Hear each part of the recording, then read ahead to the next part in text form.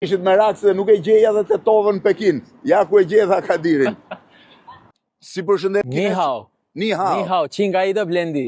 Qinga hia, që do më thënë? I nderuar i Blendi. Shive Kadirin këtu është në Kinë, sa vjetë ke? 2 vjetë që jam Kinë. 2 vjetë ku jeton?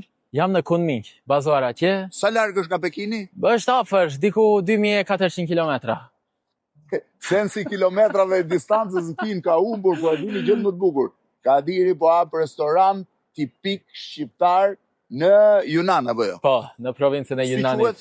Si Quhet Sofra.